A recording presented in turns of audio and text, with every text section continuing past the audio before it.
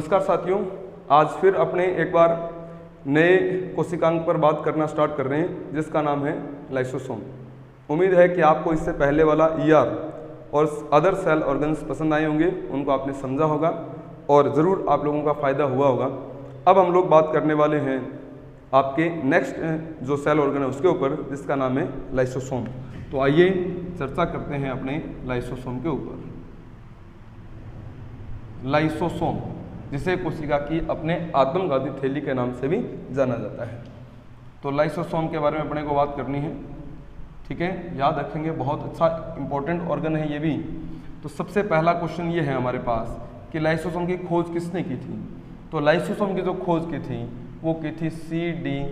डुवे नामक साइंटिस्ट ने। लाइसोसोम की खोज करने वाले वैज्ञानिक कौन था? C.D. डुवे, क्रिश्चियन डुजार्डिन डुवे नामक साइंटिस्ट। नंबर 2 बात अपने पास ये पता चलती है कि लाइसोसोम जो है वह सिंगल लेयर्ड सेल ऑर्गन है, यानी कि इकहरी झिल्ली युक्त कोशिकांग है। Lysosome single layered cell organ होता है, एक झिल्ली से घिरा हुआ कोशिकांग इसको माना जाता है, ठीक है। ये लाइन भी अपने को याद रखनी है। अगला पॉइंट ये बनता है कि लाइसोसोम में 40 से 50 विभिन्न प्रकार के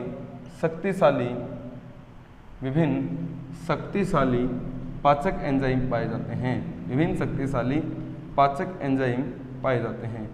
लाइसोसोम में 40 से 50 प्रकार के विभिन्न शक्तिशाली पाचक एंजाइम पाए जाते हैं। तो ये भी एक इसकी मूल विशेषता हो जाएगी।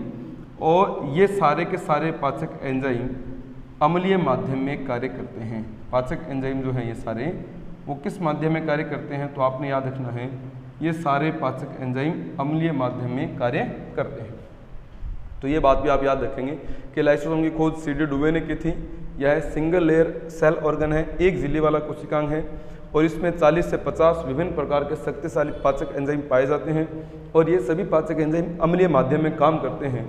इसलिए लाइसोसोम के अंदर जो पाचक एंजाइम हैं उनको अम्लीय माध्यम प्रोवाइड करवाना बहुत ज़्यादा जरूरी है और इनके काम करने का सबसे अच्छा जो pH होता है वो होता है लगभग 5 से 6, यानी pH मान अगर 5 से 6 होगा तो लाइसोसोम के सभी पाचक एंजाइम जो है वो अच्छी तरह से, भली भांति तरह से काम करेंगे।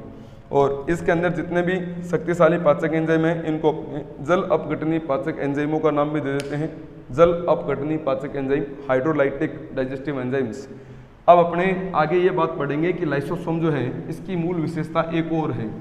इसकी मूल विशेषता ये है कि लाइसोसोम को अपने बोलते हैं बहुरूपी कोशिकांग। लाइसोसोम को अपने बोलते हैं बहुरूपी कोशिकांग। तो बहुरूपी कोशिकांग की संज्ञा किसे दी गई है?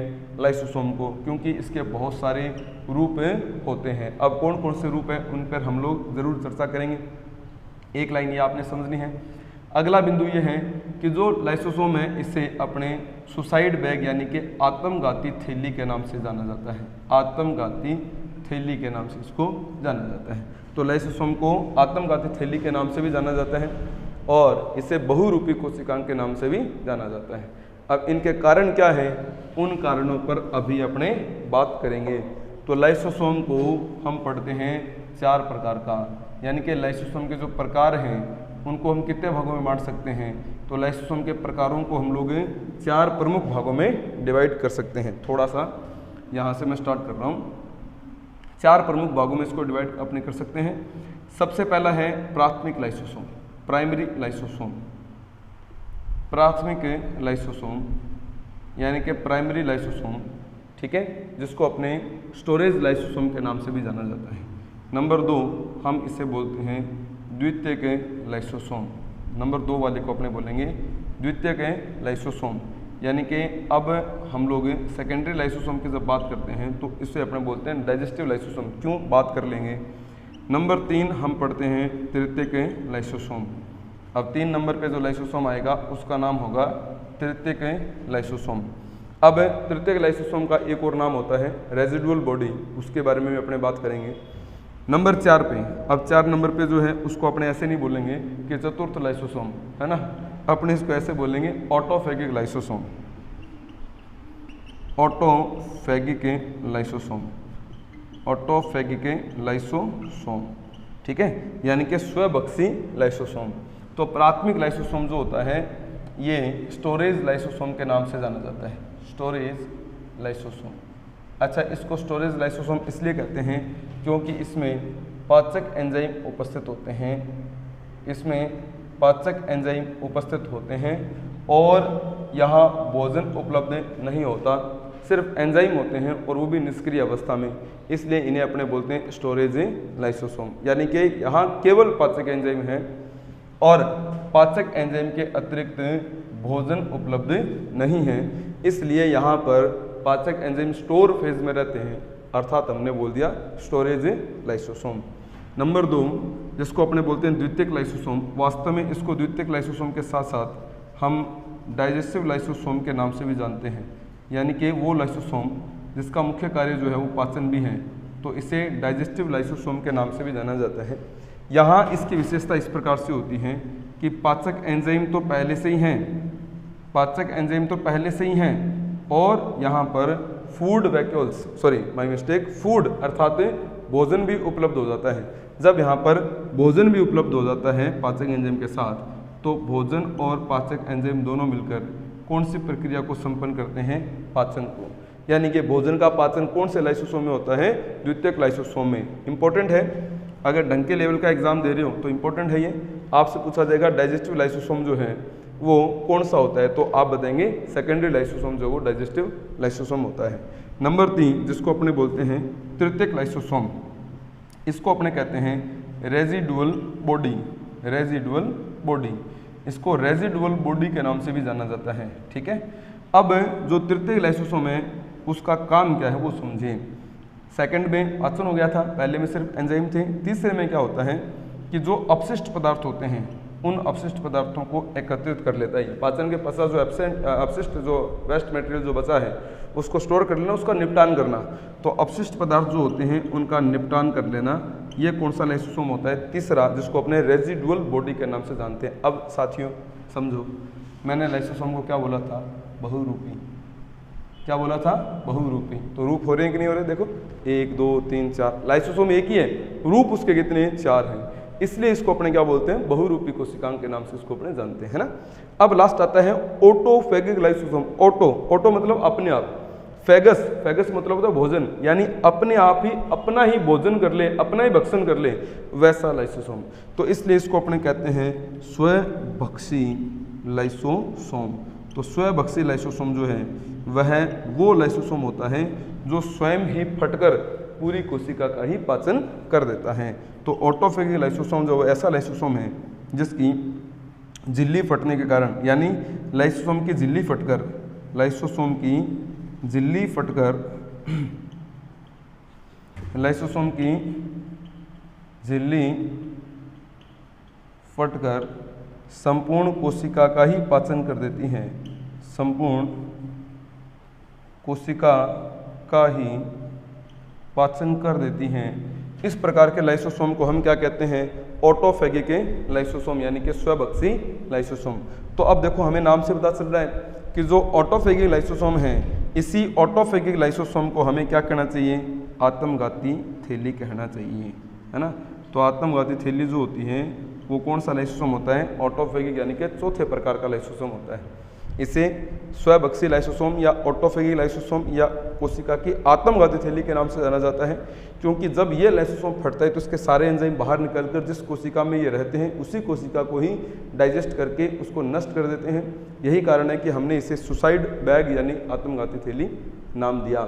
फिर से मैं बात कर रहा हूँ आपसे, लाइसोसोम बहुरूपी है, उसके 4 प्रकार हैं। प्राथमिक लाइसोसोम जिनमें पाचक एंजाइम है, भोजन नहीं है, इसलिए उसे स्टोरेज कहते हैं।